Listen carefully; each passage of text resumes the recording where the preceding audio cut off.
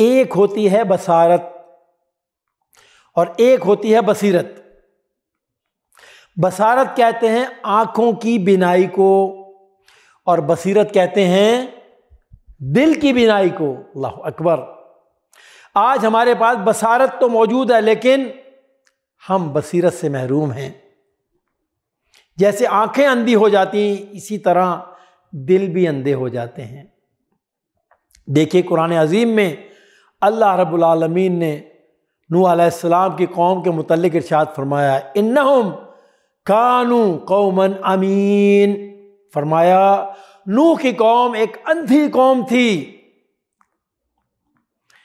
ناظرین کرام 950 سال تک ان کو اللہ رب العالمین کی طرف بلایا گیا، نوح علیہ السلام بلاتے رہے، تبلیغ کرتے رہے، اور پھر بھی وہ حقیقت کو نہ پہچان سکی ان کی قوم، لہذا فرمایا وہ اندھی قوم تھی۔ اس سے معلوم ہوا کہ اللہ رب العزت کی نظر میں اندھا پن در حقیقت دل کا اندھا پن ہے۔ قرآن کریم میں اللہ رب العالمین ارشاد فرماتے ہیں وَمَنْ كَانَ فِي هَذِهِ أَعْمَى فَهُوَ فِي الْآخِرَةِ أَعْمَى وَأَضَلُّ سَبِيلًا، فرمایا اور جو اس دنیا میں اندھا بن کر رہا وہ پھر آخرت میں بھی اندھا ہی رہے گا، بلکہ راستہ پانے میں بھی اندھے سے بھی زیادہ ناکام۔ ناظرین کرام، اس آیت کریمہ سے معلوم ہوا کہ جو انسان اللہ کے احکام پر اندھا بنا رہے، یعنی نافرمانی کرے، اللہ رب العالمین کی نظر میں وہ اندھا ہوا کرتا ہے۔ تو دل کا اندھا پن اللہ کی نظر میں زیادہ برا ہے۔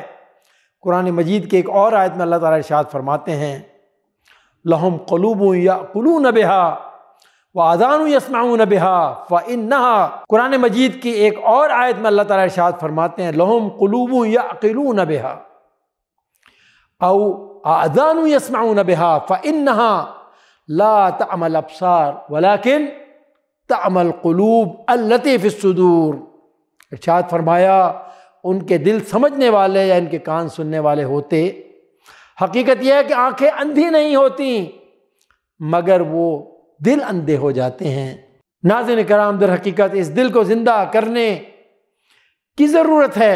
یہ بات واضح ہے کہ دل زندہ ہوتے ہیں اللہ کی محبت سے، دل زندہ ہوتے ہیں اللہ کے تقوی سے، اللہ کی خشیت سے، ارے دل زندہ ہوتے ہیں اللہ کے قرب سے، اللہ کی معرفت سے، دل زندہ ہوتے ہیں اللہ کی اطاعت و فرما برداری سے۔ اللہ رب العالمین کی بارگاہ میں دعا ہے کہ اللہ تعالی ہمیں قلب سلیم عطا فرمائے، آمین یا رب العالمین۔ وصلی اللہ علی نبینا محمد۔